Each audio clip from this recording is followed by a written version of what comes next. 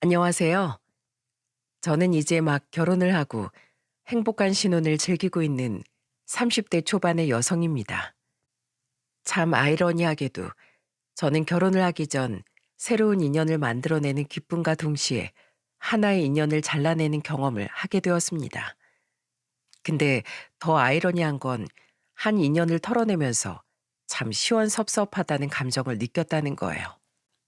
사람이 너무 미운 반면에 또 너무 좋은 애증의 관계라는 게 있다고 하잖아요. 이번에 끊어낸 그 인연이 저에게는 바로 그런 사람이었죠. 제가 끊어낸 인연은 바로 계부입니다. 저희 친아버지는 일찍이 돌아가셨어요. 제가 5살 때, 제 남동생은 3살 때 친아버지가 돌아가셨다고 하더라고요. 그래서 남동생은 물론이거니와 저에게도 친아버지에 대한 기억은 그리 많이 있지 않아요. 그냥 어떤 형태만 흐릿하게 생각날 뿐이죠. 근데 좋으신 분이셨던 것 같습니다. 밖에서 일하고 돌아오시면 어린 저와 남동생을 꼭 안아주셨던 기억이 있거든요. 하지만 딱 그뿐 더 이상은 어떠한 기억도 없고 저에게 아빠라는 존재는 오직 계부에 대한 기억만 있을 뿐입니다. 이건 기억이 좀 선명한 게 제가 7살이 되었을 때 엄마는 재혼을 하셨어요. 그분이 저희에게는 20년이 넘는 시간 동안 아빠가 되어 주셨죠. 어린 저희는 엄마가 아빠라고 부르면 된다는 소리에 처음부터 아빠라는 소리는 곧잘 했어요. 그리고 무엇보다 우리에게 친절하게 잘해주고 따뜻하게 대해주셨던 분이셨기에 금방 가족으로 받아들이고 지낼 수 있었죠. 어릴 적 기억에 새아빠와의 추억은 즐거운 추억들이 참 많이 있습니다. 처음에는 아빠라는 존재에 대해 어색해했던 저와 남동생을 위해 아빠가 참 노력을 많이 하셨거든요. 장난감도 많이 사다 주시고 저한테는 예쁜 공주 인형도 사다 주셨습니다. 남동생은 어릴 적부터 자동차 장난감을 좋아해서 자동차 모형을 한 장난감을 많이 사다 주셨어요. 그뿐이 아니랍니다. 엄마는 항상 저희가 먹는 것에 조금 엄격하신 분이셨어요. 그래서 과자도 항상 너무 많이 먹지 못하게 하시고 햄이나 라면 이런 것도 아주 가끔씩만 먹을 수 있게 하셨죠. 근데 어린 나이에 그런 것들이 얼마나 맛있고 얼마나 먹고 싶어요. 그래서 남동생이랑 저는 한 번씩 먹고 싶다고 졸랐었는데 엄마는 거의 주시지 않았답니다. 그때 저희에게 거의 산타 할아버지처럼 나타난 게 바로 아빠였어요. 아빠는 평일에는 엄마가 저희 저녁을 챙기셨기 때문에 잘 못 챙겨주시다가 주말에 저희 저녁을 가끔 챙겨주셨는데 그때마다 저희가 아주 좋아하는 저녁을 차려주셨답니다. 그게 바로 라면이었어요. 아빠는 주말마다 종류별로 라면을 끓여주셨어요. 매번 엄마가 그러지 말라고 하는데도 아빠는 이렇게 말씀하시면서 끓여주셨죠.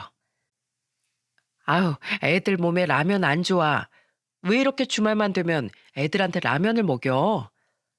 아유, 애들도 라면 먹고 싶어 해. 한 번씩은 괜찮아. 너무 많이 먹지만 않으면 되는 거지. 다른 집 애들은 라면 수시로 먹는데 뭘. 당신은 좀 극성 맞은 게 있어. 그러니까 적당히 애들 좀 풀어줘. 봐봐.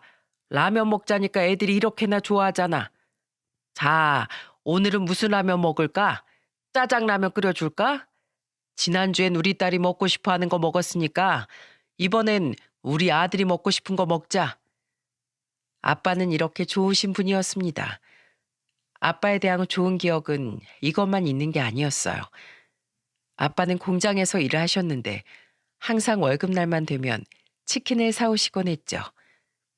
그래서 우리는 어릴 때 항상 아빠의 월급날은 치킨 먹는 날로 알고 있을 정도였답니다.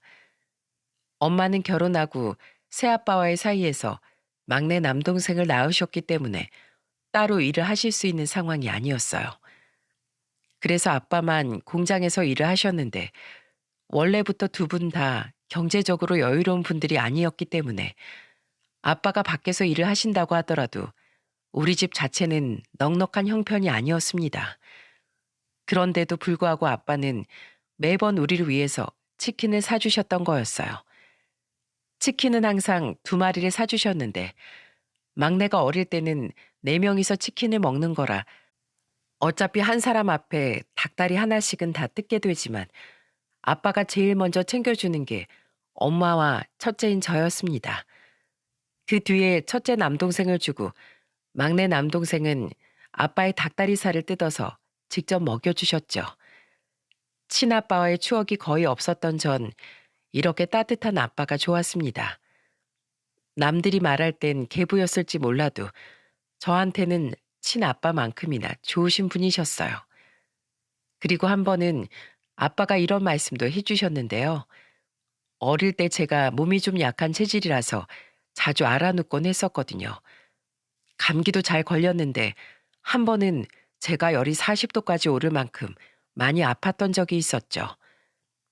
그때 어린 제가 거의 정신을 못 차리고 있을 때 엄마 아빠가 흔들어 깨워도 열에 취해서 눈도 제대로 못 뜨고 맥없이 축 늘어졌었나 보더라고요. 그때 제 기억엔 잘 없지만 엄마 말로는 아빠가 너무 당황을 해서 그 밤에 바로 저를 들쳐업고서는 집 근처 병원까지 막 달려갔다고 하신 말씀을 들었었어요. 다행히도 집 근처에 24시간 하는 병원이 있어서 응급실로 바로 가서 치료를 받을 수 있었죠. 그때 엄마는 제 남동생들 때문에 같이 나올 수는 없었고 아빠만 절 데리고 나와 밤새 같이 병원에서 있었는데 링게를 맞고 잘 회복이 되고 있는 저를 보면서 아빠가 이런 말씀을 해주셨습니다. 도연아, 아프지 마. 우리 딸 아프니까 아빠가 마음이 다 아프다. 네가 아무리 내 친자식이 아니라고 해도 나한텐 네가 누구보다도 자랑스러운 첫째 딸이야. 네가 아파서 정신을 못 차리니까 아빠 마음이 다 철렁 내려앉더라. 우리 딸 아프지 마. 아빠 마음 아프니까. 그리고 아프면 아프다고 땡깡이라도 좀 부리지. 왜 이렇게 얌전히 아파서 엄마 아빠 마음을 더 아프게 해. 그러지만 내 딸, 앞으로 아프면 아프다고 꼭 표현해야 돼. 자, 아빠랑 약속. 저는 원래 좀 말이 없었기 때문에 아파도 그냥 묵묵히 아팠었어요. 물론 열이 많이 올라 있어서 엄마가 저를 수시로 체크하면서 간호해 주시긴 하셨지만 그날도 그냥 밥도 잘 먹고 씻고 스스로 잠자리에 눕기까지 했기 때문에 엄마 아빠는 제가 잘 이겨내고 있는 줄만 아셨던 거죠. 근데 저도 모르게 잠을 자다가 거의 실신을 했던 거였기에 엄마 아빠는 더 깜짝 놀랄 수밖에 없는 상황이었죠. 그때가 제가 초등학교 2학년 때여서 아빠가 누워있는 저에게 하셨던 말씀들이 그대로 기억에 남아 있습니다. 그리고 그때 아빠한테 감동도 많이 받았었기 때문에 잊을 수가 없는 기억이랍니다. 근데 좋은 기억은 딱 거기까지였어요. 그 뒤로 아빠는 변해도 너무 변해버리셨죠. 그 뒤로도 몇 년은 괜찮았어요. 다섯 식구가 다 화목하게 잘 지내고 있었는데 어느 날 아빠에게 비극적인 사건이 일어나고 말았어요. 그건 바로 아빠가 그동안 열심히 모아온 전 재산을 아빠의 가장 친한 친구에게 사기를 당해 다 잃었기 때문이었어요. 아빠는 어려운 사정 속에서도 열심히 돈을 모아서 그 당시 거의 4천만 원 정도를 가지고 있으셨던 것 같습니다. 지금으로부터 거의 20년 전이라 결코 적은 돈이 아니었을 거예요. 저희는 어릴 때 이야기지만 어른들에게는 너무나 큰 돈이었기에 아빠 역시도 친한 친구에게 당했던 배신에 돈을 잃었다는 충격에 그냥 다 포기하고 싶었던 것 같아요. 그때부터 시작해서 아빠는 너무 많이 돌변해 버렸거든요. 처음에는 그냥 술만 많이 마시는 거였습니다. 평소에는 술을 마시더라도 취하지 않을 정도로 적당히 마셨는데 어느 날 갑자기 아빠가 완전히 술에 쩔어졌다는 표현이 딱 들어맞을 정도로 심각하게 취해서 오셨더라고요. 어릴 때 처음 본 아빠의 취한 모습이었기 때문에 그때 너무나 두려웠습니다. 왜냐하면 눈은 완전히 풀린 데다가 몸을 가눌 수가 없어 엄마가 현관문에서 방으로 모셔가는 동안에도 몇 번이나 넘어졌거든요. 그리고 그것뿐만이 아니었어요. 아빠는 방에 들어가다 말고 갑자기 엉엉 울어대기 시작했죠. 내 돈 내놔. 이 나쁜 놈아. 이 고의한 거사. 내 돈, 내 돈. 아이고, 아이고, 내 돈. 아까운 내 돈. 이제 난 어떡하나. 이제 나 어떡하나. 아빠는 엉엉 울면서 집안이 떠나가라 소리를 질렀습니다. 그 모습을 보면서 우리 삼남매는 무서워서 울었고 엄마는 아빠가 안쓰러운 마음에 아빠를 부여잡고 우셨죠. 근데 아빠가 안쓰러웠던 건 딱 거기까지였어요. 아빠는 그때부터 우리 눈에 괴물처럼 보일 만큼 심각하게 변해버렸죠. 처음 몇 번은 술 마시고 그냥 혼자서 우는 걸로 끝났습니다. 근데 아주 늦은 밤 새벽이었어요. 저희 삼남매는 자다가 화들짝 놀라서 깨야 했어요. 왜냐하면 거실에서 온갖 물건들이 다 부서지는 소리가 났었거든요. 그리고 엄마의 다급한 목소리까지 같이 들렸습니다. 하지 마. 그러지 마. 여보, 안 돼. 안 된다고. 제발. 이건 놔. 다 부셔버릴 거야. 다 없애버릴 거라고. 이딴 게 다 무슨 소용이야? 다 갖다 버려. 이딴 거 아무 소용 없어. 돈 가지고 와. 내 돈 가지고 오라고. 몰래 문을 열어보니 아빠는 거실에 있는 물건들을 죄다 던지면서 화를 내고 있었어요. 엄마는 울면서 아빠를 말리고 있었죠. 그런 날이 한두 번이 아니었습니다. 그냥 아빠는 그때부터 시작해서 술 마시고 들어와 기분이 나쁘면 무작정 물건부터 부시고 봤습니다. 그 덕분에 집안에 나만 아는 그릇이 없었고 TV도 깨져서 몇 년을 TV 살 돈도 없어 그냥 그렇게 지냈었어요. 우리는 하루하루가 아빠 때문에 불안했습니다. 왜냐하면 아빠는 나중에는 물건을 던지는 걸로 끝나는 게 아니라 그때부터는 엄마에게 손찌검까지 시작을 했거든요. 처음에는 실수였습니다. 작정하고 때린 게 아니었어요. 아빠가 물건을 던지다가 휘두르는 손에 엄마가 맞았고 그때 아빠는 술에 취해 있으면서도 화들짝 놀라시더라고요. 제 눈으로 똑똑히 봤기 때문에 그 순간이 생생히 기억나요. 그리고 술에 깨서는 엄마한테 미안했는지 한참을 엄마에게 잘해주셨어요. 근데 그건 진짜로 어디까지나 술에서 깨있을 때뿐이었습니다. 그 뒤로도 아빠는 다니던 공장까지 다 그만두고는 한량처럼 살면서 술만 마시며 살았어요. 그리고 집에 와서는 술상을 차리라며 엄마한테 막 화를 냈죠. 아, 술 가지고 와. 술상 차리라고. 이 인간아, 작작 좀 해. 거봐, 내가 뭘 했어? 그 돈 주지 말라고 했지. 그 인간 그거 언젠가는 사고 칠 거라고 내가 했어 안 했어? 결국엔 내 말 안 듣더니 이렇게 됐잖아. 이미 다 엎질러진 거 어떡할 거야? 그냥 잊고 새로 시작하면 돼. 그러니까 그만 좀 해. 뭐야? 이 여자가? 에이, 아!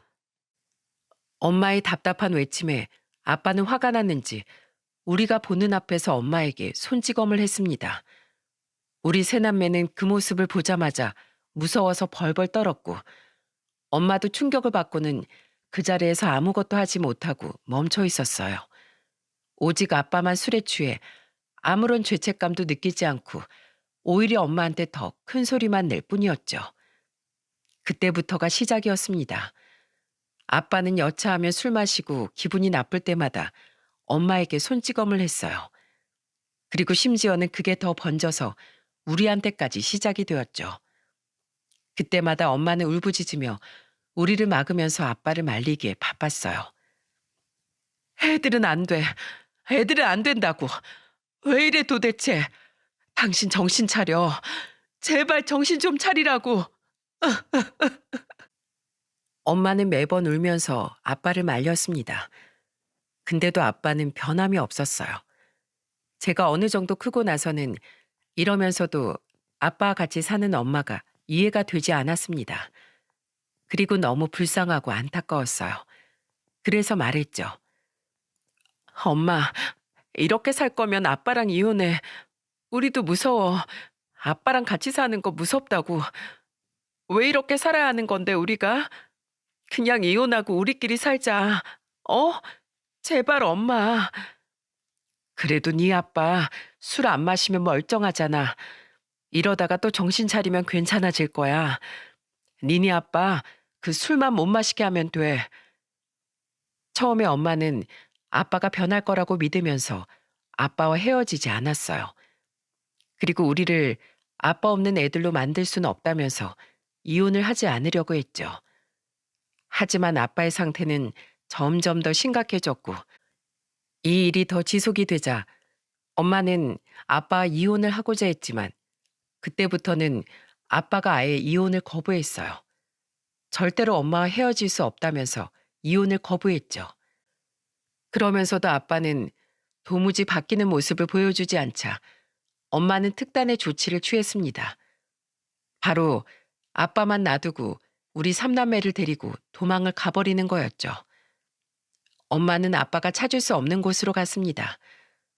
그때 당시 엄마는 우리 삼남매를 데리고 친가도 외가도 아닌 아예 다른 곳으로 가버렸고 그곳은 저희가 사는 동네에서 어느 정도 떨어져 있는 다른 옆 동네의 숙박업소였습니다. 엄마는 매번 아빠한테 헤어지자고 해도 아빠가 이혼을 거부했던 터라 자꾸 이렇게 하면 애들 다 데리고 도망가 버리겠다는 말을 자주 했었어요. 하지만 아빠는 그 말이 진짜인 걸로 생각을 하지 않아 계속 자기 하던 대로 했던 거였죠. 결국엔 엄마가 참지 못하고 아빠에게 본때를 보여주기 위해 우리 삼남매를 다 데리고 집에서 뛰쳐나온 거였어요. 그때부터 엄마 핸드폰에는 불이 나도록 아빠에게서 전화가 왔지만 엄마는 받아주지 않았습니다. 그게 거의 일주일 넘게 지속되었고 엄마는 제대로 아빠 앞에서 종적을 감추기 위해 저희를 일주일 내내 학교에도 보내지 않았죠. 엄마가 연락도 안 하고 그대로 도망을 가버리니까 그제서야 아빠가 엄마 앞에서 항복을 하더라고요. 엄마가 어디 있는지 몰랐기 때문에 찾아오지 못하고 아빠는 엄마에게 문자를 보냈습니다. 여보, 내가 미안해. 내가 다 잘못했어. 이제 다시는 당신 싫어하는 짓 안 할게. 제발 나 용서해줘. 내가 한 번만 더 당신한테 그딴 짓 하면 인간이 아니야. 그리고 깔끔하게 당신하고 이혼해 줄게. 맹세해. 제가 학생 때 아빠한테서 온 문자를 엄마가 보여준 거였기 때문에 정확하게 기억은 안 나지만 이런 식으로 적혀 있었습니다. 그래서 엄마가 이 문자 하나로 아빠를 마지막으로 믿어보겠다 하면서 집으로 돌아간 거였어요. 그 뒤로 아빠는 정말로 다시는 그 짓을 하지 않았습니다. 물론 술을 마시긴 했지만 집안을 엉망으로 한다든지 엄마나 저희에게 손찌검을 한다든지 그런 버릇들은 싹 다 고쳤어요. 물론 예전에 저희가 알던 그 성실하고 좋은 아빠의 모습까지 돌아가진 않았지만 그래도 적어도 아빠는 엄마한테는 잘했기에 저희 삼남매는 거기에 위안을 삼으며 살았습니다. 아빠는 그 술에 취해서 난리를 치며 살았을 때도 술만 깨고 정신만 멀쩡하면 엄마한테 잘했어요. 아빠가 일을 안 하는 대신 엄마가 일을 늘려서 하고 있었는데 퇴근하고 집에 돌아오는 엄마 어깨를 주물러 준다든지 밥상을 차려 놓는다든지 정말 그때만큼은 멀쩡하고 좋은 남편이었죠. 그래서 엄마도 섣불리 이혼까지는 못했던 거였어요. 아빠가 언젠가는 나쁜 술버릇을 고치고 다시 돌아올 거라고 믿을 수밖에 없었던 거였죠. 그 뒤로 아빠는 다행히 다시 취직도 했습니다. 경제적인 활동까지 같이 하면서 아빠는 그래도 나름 사람답게는 잘 지내고 있었어요. 근데 저희하고는 사이가 완전히 멀어지고 말았죠. 아무리 아빠가 어렸을 때 잘해줬다고 하더라도 사춘기 시절은 모두 다 아빠에 대한 좋지 않은 기억밖에 없었기 때문에 아빠와 가깝게 지낼 수가 없었어요. 심지어 아빠는 엄마한테는 잘했을지 몰라도 우리한테는 함부로 했습니다. 평소에는 그냥 우리와 어색한 사이로만 지낼 뿐이었는데 술만 마시면 모든 시비는 다 우리한테 털어버렸죠. 물론 예전처럼 손찌검을 한다거나 나쁜 행동을 하진 않았지만 우리에게 막말을 한 번씩 했었어요. 야, 이것들아. 니네들은 아빠 보길 무슨 돌보듯 하냐? 아주 그냥 키워주고 재워주고 먹여줬더니만 아무짝에도 소용이 없어.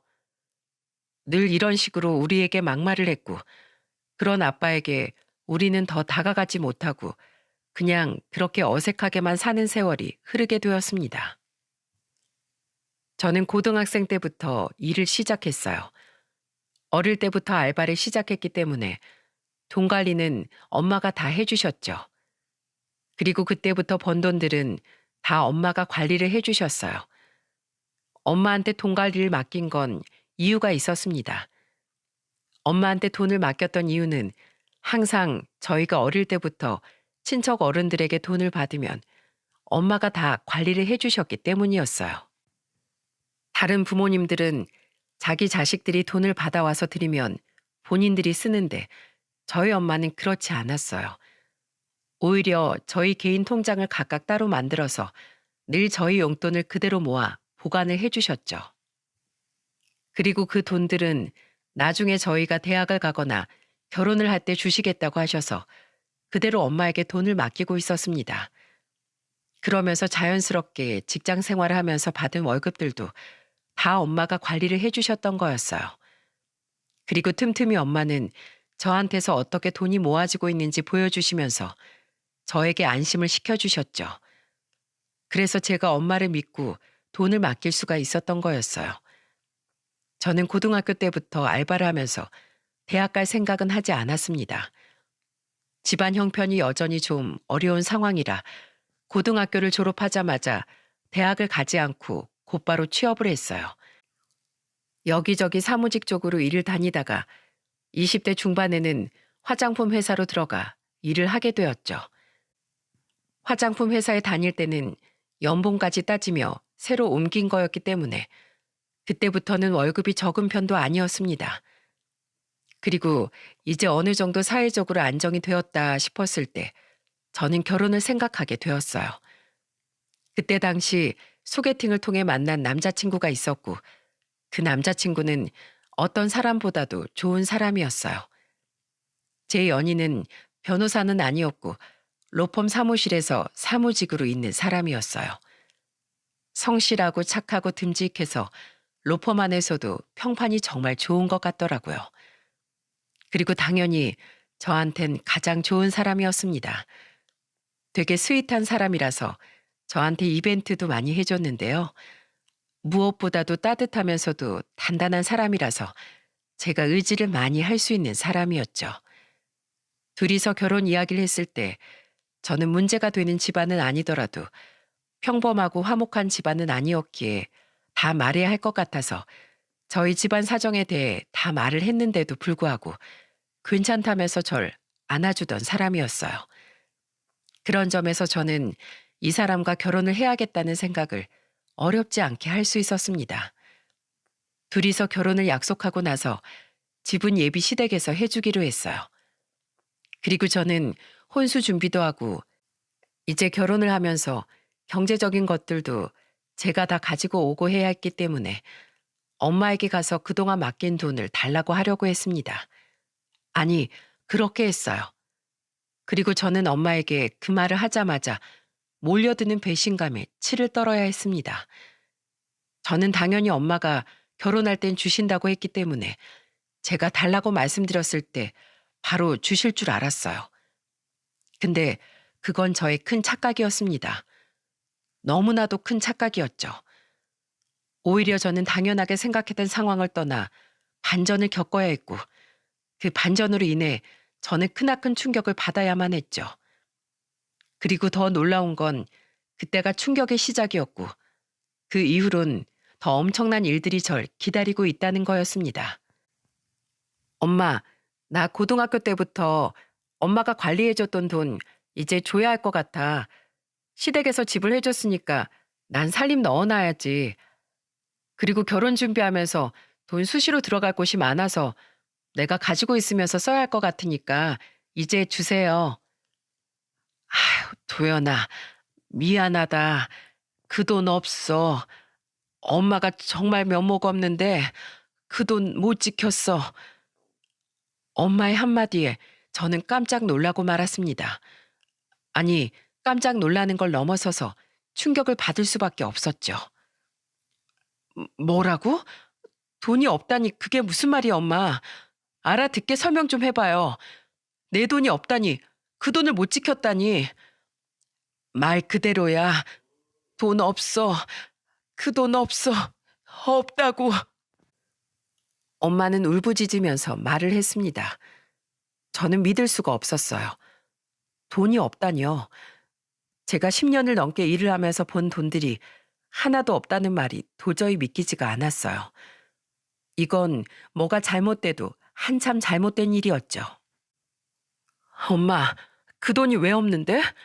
왜 없는지 말해야 할 거 아니야? 내가 그동안 번 돈들이 다 없다고? 그게 말이 돼? 엄마가 관리한다고 했잖아. 잘 모아뒀다가 나 결혼할 때 준다고 했었잖아. 그래, 그랬지. 근데 없다고. 없는 걸 어떡해. 나도 모르겠다. 나도 왜 상황이 이렇게 됐는지 모르겠어.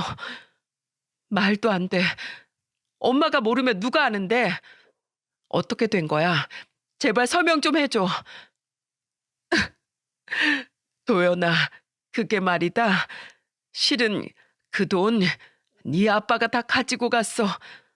네 아빠가 3년 전에 건물 하나 산다고 가지고 갔어. 꼭 사야 하는 건물이 있는데 그건 네 돈으로 먼저 사고 이웃 남겨서 더 큰 돈으로 불려서 주겠다고 했었어. 그렇게 해서 가지고 가서 그 돈으로 건물을 샀는데 그때부터 그 돈 내놓을 생각을 안 해. 너 결혼하는 거 뻔히 알면서 내가 아무리 달라고 해도 안 준다. 미안해. 미안해, 도연아. 엄마가 그 돈 다 날렸어. 니네 아빠한테 속아서.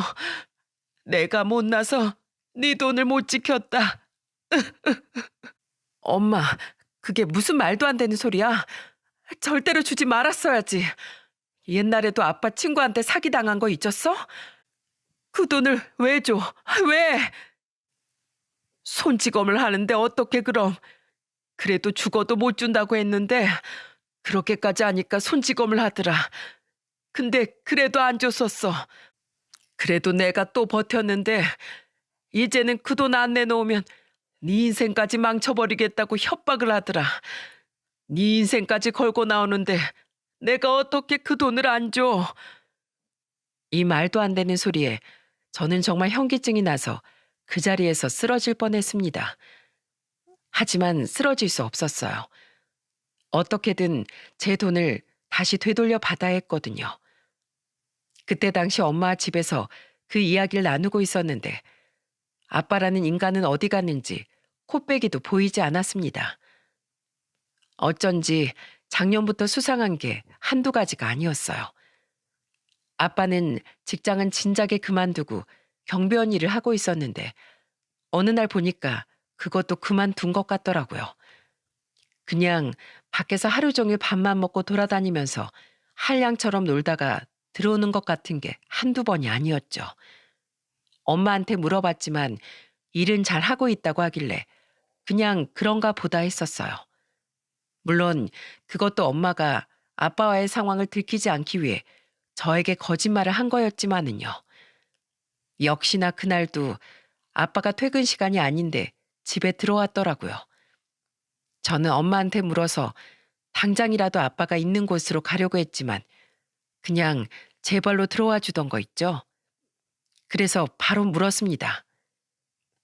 아빠, 내 돈 가지고 갔다면서요? 내 돈 가지고 가서 건물 샀다며. 이제 그 돈 내놔요. 당장 내놔. 왜 내 돈을 아빠가 함부로 쓰는데? 왜? 왜 내 돈을 아빠가 가지고 가는 건데?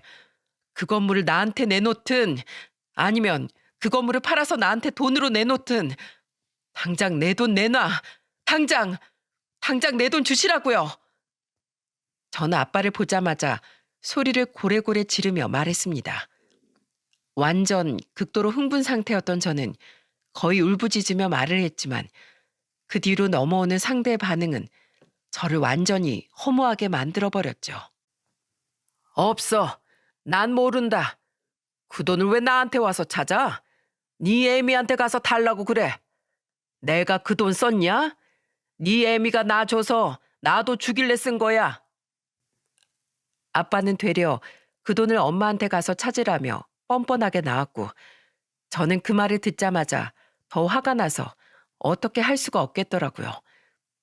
늘 TV에서만 봐왔던 연예인들의 막장 부모가 내 부모였을 줄은 꿈에도 생각하지 못했기 때문에 거기에서 오는 충격과 배신감 그리고 공포가 너무나도 컸습니다. 그리고 저는 그때 아주 큰 결단을 해야 했어요. 이 말도 안 되는 인간을 어떻게든 코를 납작하게 해주고 제대로 혼쭐을 내줘야겠다고 생각을 했죠. 무엇보다 아빠의 반응으로 인해 충격과 상처를 받은 엄마의 표정이 저의 마음을 너무나 아프게 했기 때문에 제대로 칼을 갈 준비를 해야겠다 생각을 했어요. 그리고 저에게 이 아빠란 인간의 코를 납작하게 해줄 수 있는 키가 있었습니다. 아빠와 이야기를 하기 전까지만 해도 그 키는 쓰지 말았으면 좋겠다고 생각을 했는데 아빠란 인간은 그냥은 말이 안 통하는 사람이었어요. 역시나 반전은 없었던 거죠. 아빠 웃기지 마. 우리 엄마가 그 돈을 줬다고? 우리 엄만 그런 사람 아니야.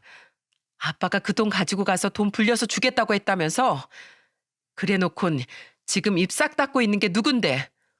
내가 가만 안 둘 거야. 당신이 나한테 한 짓 철저하게 후회하게 해줄 테니까 기다려. 뭐? 이게 진짜? 야, 네 엄마만 네 부모냐? 나도 네 부모야. 왜 내 말을 안 믿는데?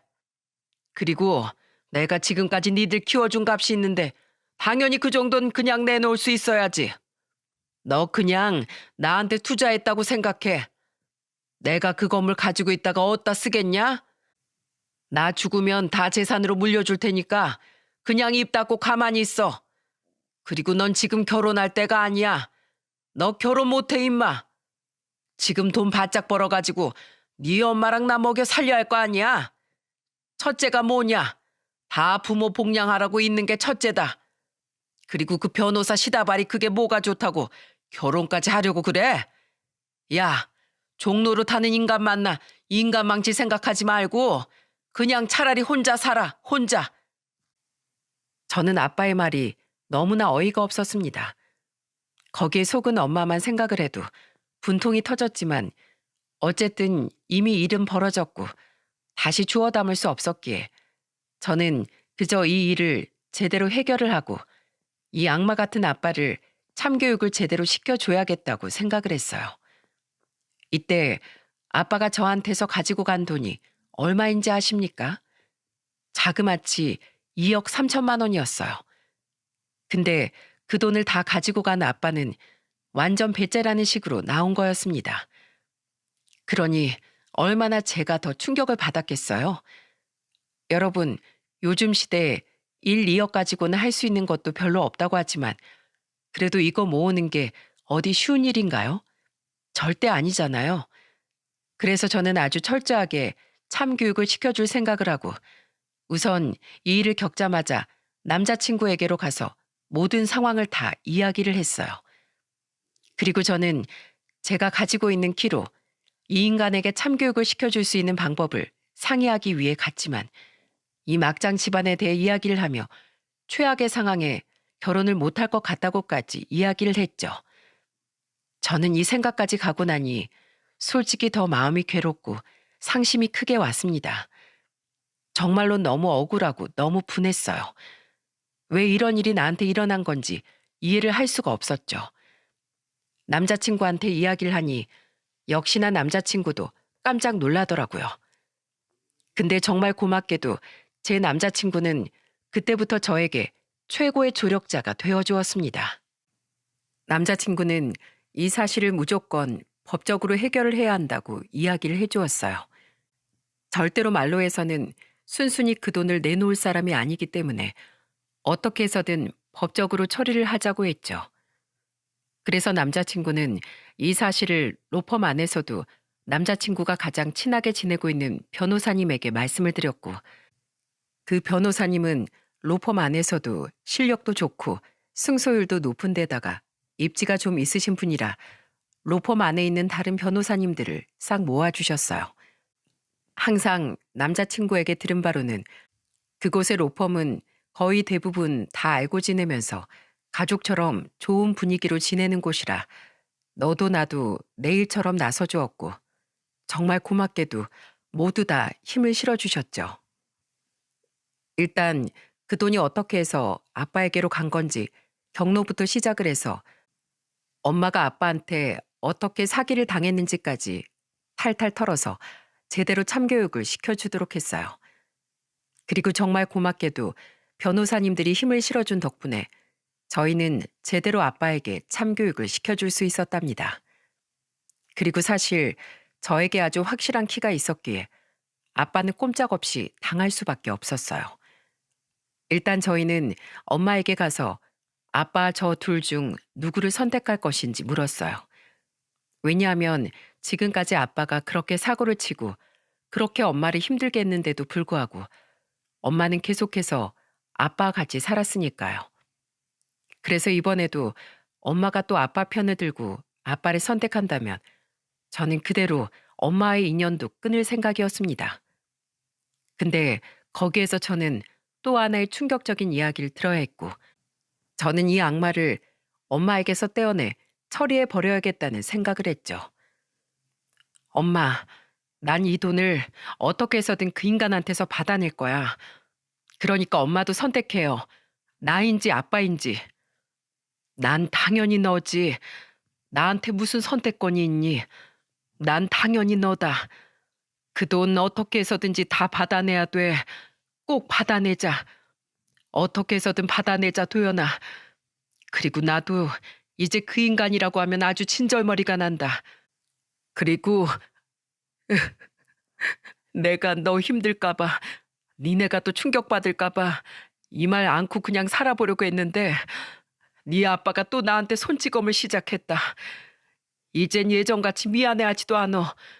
그냥 술을 마시든 안 마시든 이 인간이 날 가만히 두질 않어. 니네 없을 때 안 보이는 곳에다가 손찌검을 해왔어. 내가 네 돈 내놓으라고 할 때부턴 더 심해졌다. 나 이대로는 더 못 살 것 같아. 내가 왜 그동안 네 말을 안 들었는지 모르겠다. 미안하다, 도연아. 뭐? 아빠가 엄마한테 또 손찌검을 하고 있었다고? 왜 말을 안 했어요, 왜? 왜 이렇게 미련하게 당하고만 살아? 왜 그래, 진짜? 이제 다 필요 없어. 그 인간은 인간도 아니야. 인간의 탈을 쓴 악마지. 그 사람 나 절대로 용서 못해. 어떻게 해서든 죗값 톡톡히 치르게 해줄 거니까 두고 봐. 저와 남자친구는 너무나 충격적인 사실에 또 한 번 분통을 터뜨려야 했습니다. 너무 답답했어요. 그래도 다행인 건 엄마는 이번에야말로 드디어 아빠와 이혼을 결심한 듯 했습니다. 그래서 그때부터 저와 남자친구는 본격적으로 아빠의 참교육을 시작했죠. 그리고 아주 제대로 아빠를 탈탈 털어낼 수 있었어요.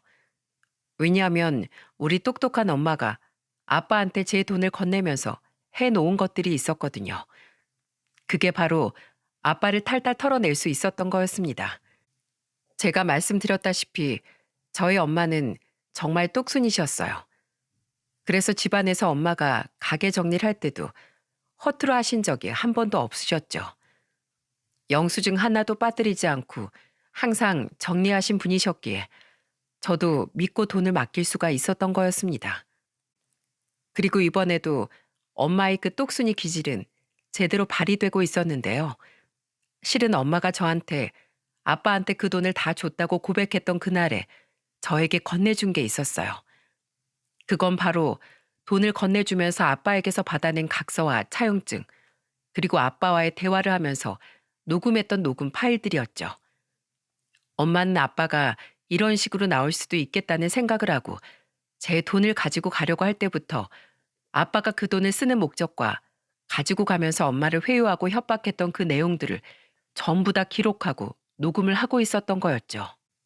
그러면서 아빠한테는 특별 조건이라고 하면서 이 차용증과 각서를 쓰지 않으면 절대로 돈을 줄 수 없다고 이야기를 했더니 아빠가 순순히 그것들을 썼다고 하더라고요.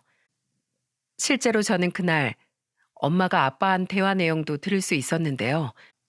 정말 들으면서도 분통도 터지지만 여기에서 엄마도 아빠한테 당했다는 게 그대로 드러나고 있었습니다. 그걸로 저도 엄마를 믿고 아빠를 탈탈 털어줄 수 있었던 거였어요. 안 내가 그 돈 가지고 가서 배로 불려줄게, 배로. 이거 진짜 투자 가치가 상당해. 그냥 이 건물은 사기만 하면 대박이라니까. 그러니까 일단은 그 돈 내놔봐. 내가 엄청나게 불려서 다시 돌려줄게. 도연이 돈 2억 3천 합치고 내 돈 3억에 대출만 50% 받으면 그냥 그거 살 수 있어. 다 된 밥에 왜 자꾸 죄를 뿌리려고 그래 이 사람아. 안 돼. 이건 절대로 못 준다고 했잖아. 이게 어떤 돈인데. 내 딸이 힘들게 번 피 같은 돈이야. 절대로 못 줘. 아 진짜 이 여편 내가 왜 이렇게 말을 안 들어? 내가 불려서 준다고. 그 건물 사기만 하면 대박 나는 건물이라니까. 하여튼 무식해가지고 진짜. 돈을 모을 줄만 알지 어떻게 쓸 줄을 몰라 이 사람아. 이 돈 안 내놓지? 그럼 당신 딸 인생도 망칠 거야 내가. 감히 내 인생의 앞날을 막는데 니네들을 내가 가만둘 것 같아? 억울해서 그렇게는 안 되지. 정말 당신 우리한테 왜 이래? 도대체 왜 이렇게 우리를 못 괴롭혀서 안달이냐고. 그럼 각서 써. 각서. 이 돈 어떻게든 도연이한테 돌려주겠다는 각서 쓰라고. 그리고 차용증까지 다 써. 그거 다 써야지만 줄 거야. 안 쓰면 나도 절대 못 줘. 아유, 알았어. 속고만 살았나? 왜 이렇게 일을 만들어서 해? 그냥 주면 될 것이지 원. 아, 각서 쓴다, 각서. 차용증인가 뭔가도 써라 써. 아유, 그게 뭐 쓴다고 대수냐? 이런 대화 내용을 통해 엄마는 아빠가 돈을 어떻게 가지고 갔는지 그 정황 내용들을 다 저에게 증명할 수 있었어요. 이 돈을 아빠한테 넘기는 것이 절대로 원하지 않던 일이었고, 그리고 심지어 차용증과 각서까지 썼다는 사실을 전부 다 알 수 있었죠. 똑 부러지는 우리 엄마는 그 각서를 쓰고서 공증까지 다 받아놓은 상황이었어요. 그래서 이 녹음 파일과 각서까지 전부 다 저에게 주셨죠. 각서 안에는 이런 내용들이 들어가 있었습니다. 첫째, 본인 김명수는 딸 김도연에게 빌린 2억 3천만 원을 시집 갈 때 전부 반환한다. 둘째, 그 건물에 대해 이익금이 발생되면 딸 지분만큼 원금에 더해서 준다. 셋째, 차용증과 차용증 내용에 대해 공증을 한다. 넷째, 본인 김명수는 배우자 항미애와 딸 김도연에게 절대로 폭력을 행사하지 않는다. 다섯째, 본인 김명수가 만약 이를 어길 경우 민형사상 처벌을 받고 배우자 황미애와 즉시 이혼한다. 근데 아빠는 그 각서와 차용증을 다 썼는데도 불구하고 그것을 대수롭지 않게 생각을 하고는 돈을 못 주겠다며 배째라는 식으로 나오고 있었던 거였어요. 하지만 그 모든 것들이 다 아빠가 제 돈을 엄마를 협박해가지고 건물을 샀고 약속한 것이 있었는데도 불구하고 그 약속을 제대로 이행하지 않았다는 증거가 모두 다 성립이 되었기에 저는 아빠에게서 돈을 모두 다 돌려받을 수가 있었습니다. 아니, 아빠의 말대로 그 건물은 실제로 시세가 더 올라서 아빠가 가지고 간 돈보다도 더 많은 돈으로 돌려받을 수 있었죠. 그리고 남자친구네 로펌 변호사님들이 정말 법적으로 끌어모을 수 있는 것들을 다 끌어모아 아빠에게 가지고 올 수 있는 돈들은 다 탈탈 털어 가지고 올 수 있도록 있는 힘껏 싸워주셨기 때문에 속 시원하게 참교육을 해줄 수 있었답니다. 아빠는 처음엔 대수롭지 않게 나왔어요. 그리고 실제로 저한테 이렇게 이야기를 했죠. 야, 그거 먹고 떨어져라 떨어져. 하여간에 그 애미의 그 딸이라고 쪼잔하고 무식해가지고 돈을 어디다가 써야 되는지도 모르니 원. 에이, 퇴! 가지고 가라, 가지고 가! 아빠는 어쨌든 저한테 일부 돈을 줬었어도 아직까지는 자기가 가지고 있는 돈이 있어서 그런지 오히려 더 막 나오더라고요. 하지만 아빠는 얼마 못 가 완전히 무너져 버리고 말았습니다. 왜냐하면 제 일이 해결되자마자 바로 엄마가 아빠한테 이혼 소송을 걸면서 재산 분할을 해야 했거든요. 그 재산 분할 역시 남자친구 로펌에서 엄마가 가지고 올 수 있는 돈은 다 가지고 올 수 있게 두 손 두 발 다 걷어붙이고서 도와주셨기에 아주 제대로 다 가지고 올 수 있었답니다. 그제서야 아빠는 자신의 돈이 다 날아가 버리게 생겼으니 저와 엄마한테 막 나오기 시작했습니다. 야, 이 도둑들아! 내 돈 내놔! 내 돈 내놓으라고! 그 돈이 어떤 돈인데? 내가 어떻게 해서 얻어낸 돈인데 그걸 가지고 가려고 들어? 니네가 한 게 뭐가 있어? 니네가 한 게 뭐가 있냐고? 양심도 없는 게 내 돈을 어디서 홀랑 다 가지고 가려고 들어? 여보세요. 양심도 정도껏 없으셔야지. 내 돈 없었으면 애초에 그 건물 살 수나 있었나요? 막말로 내 돈을 그렇게 멋대로 가지고 가면서 본인이 직접 돈 더 불려서 나한테 내놓겠다고 말한 사람이 누군데? 다 당신 입에서 나온 대로 된 거야. 억울해할 거 없어. 다 아빠가 처음부터 그렇게 하고서 내 돈 가지고 간 거였잖아요. 그리고 엄마가 당신이랑 사면서 돈 벌고 우리 키우고 당신한테 온갖 수모 다 당하면서 살았는데 우리 엄마 목 가지고 오는 것도 당연한 거지. 안 돼. 안 된다고. 어서 내 돈 내놔. 내 돈. 내가 이것들 가만두나 봐. 니네 이리 와. 이리 오라고. 아빠는 거의 발악을 했습니다. 그리고 그 분에 못 이겨 이번에도 엄마 저에게 손찌검을 하려고 들었죠. 그만해. 그만하라고. 너 나한테 이혼당하는 마당에 이제 콩밥 신세까지 당하고 싶냐? 내가 너랑 수십 년 살면서 너한테 손찌검 당한 증거 하나 안 만들어 놨을 것 같아? 내 팔, 내 다리, 내 온몸 다 찍어놨어. 병원 가서 증명할 수 있는 것들 다 만들어 놨다고. 어디 거기에서 더 해봐. 내가 어떻게 나오는지 더 해보라고. 엄마는 손찌검 하려는 아빠에게 곧바로 저를 막아서며 이야기를 했습니다. 아빠는 엄마의 말에 분하다는 듯 바닥을 한번 확 쳐버리고는 나가버렸어요. 그리고 저희 엄마는 여전히 반성의 기미가 전혀 보이지 않는 아빠를 실제로 경찰서에 신고해버렸습니다. 이건 역시 증거가 빼도 박도 못하게 다 있었기에 아빠는 벌금을 물어야 했어요. 그렇게 완전히 탈탈 털려버린 거죠. 네, 아빠는 완전히 1타, 2타, 3타를 연속을 당하면서 약으로 치면 삼진아웃을 당해버린 겁니다. 그렇게 해서 아빠에게 저희는 참교육을 아주 제대로 시켜줄 수 있었죠. 아빠는 엄마와 이혼을 하면서 말년에 완전히 혼자가 되었습니다. 그 뒤로 아빠는 혼자서 잘 살고 있는 듯 했지만 엄마가 그동안 살면서 집안일에 밥에 전반적인 것들을 다 혼자서 해냈었기에 아빠는 혼자 살면서 엄청 초라하게 사는 듯 했어요. 원래 남자는 늙어서 혼자가 되면 그렇게 초라할 수가 없잖아요. 아무리 돈이 있어도 그 초라함은 어떻게든 나오게 되는 것 같더군요. 아빠가 딱 그 꼴이었습니다. 하지만 모든 것이 다 자업자득이기에 저희는 아빠를 아예 거들떠 보지도 않고 있어요. 이번 사건들을 통해 우리 원래 남매는 물론이거니와 막내 남동생조차도 자신의 친아버지를 외면해버렸습니다. 그런 파렴치한하고는 부자 관계도 맺고 싶지 않다고 하더군요. 오히려 막내 동생은 아직 결혼을 하기 전이라 엄마랑 같이 살면서 지내고 있는 중이에요. 물론 제 바로 밑에 동생도 아직 장가는 가지 않았지만 지방에서 일을 하고 있는 중이라 혼자 자취를 하고 있어서 그 둘이서만 지내고 있어요. 저는 그 뒤로 결혼을 했습니다. 비록 제 결혼식의 혼주석은 엄마 혼자 앉아 있지만 저는 그게 안타깝거나 아쉽지 않았어요. 오히려 엄마가 이제는 몸도 마음도 훨씬 편안해 보이셔서 다행이라는 생각을 했죠. 그리고 막내 동생이 아빠 몫까지 대신해서 자기가 엄마한테 더 잘하고 있어 오히려 안심을 하고 있답니다. 그렇게 결혼식도 잘 마치고 신혼여행까지 잘 다녀와서 지금은 깨볶는 신혼을 즐기고 있는 중이에요. 참 우여곡절이 많은 결혼이었지만 모든 것을 다 깔끔하게 끝마치고 나서 결혼을 할 수 있어서 속이 다 후련했답니다.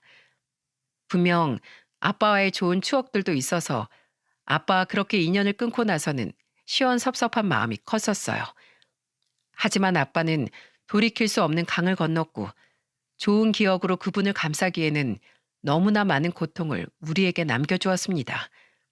그래서 이제는 그냥 추억 속으로 묻어두고 저는 엄마에게 남은 시간 효도하면서 살려고 하는 중이랍니다.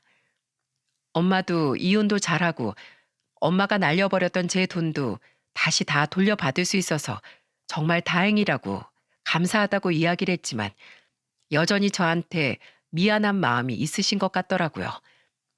물론 저도 제가 제 돈을 관리하지 않고 엄마에게 재산 관리를 맡긴 부분이 잘못이라면 잘못이라고 할 수 있기에 이제는 엄마 탓은 하지 않으려고 해요. 또 오히려 위기가 더 좋은 결과를 가져다 줬으니 어찌 보면 또 전화위복이 되었다고 할 수 있기 때문에 엄마에게 고마운 마음을 가지려고 하고 있습니다. 물론 저는 돈을 돌려받기까진 심적으로 어려운 일들을 많이 겪어야 했어요. 복잡한 심경도 많이 있었죠. 하지만 이 모든 것이 잘 해결되면서 오히려 잘 견뎠다라는 생각이 들더라고요. 여러분, 제가 오늘 이 사연을 쓰게 된 이유는 여러분도 앞으로 절대 손해 없는 인생이 되시길 바라는 마음에 쓰게 되었어요. 좋은 인연은 한순간에도 악연이 될 수 있잖아요. 만약 그런 상황이 오신다면 빨리 털어내야 하는 인연은 하루빨리 털어버리시길 바라겠습니다. 그리고 더 좋은 인연이 여러분 곁에 찾아오기를 제가 기도할게요. 저의 사연 들어주셔서 정말 감사합니다.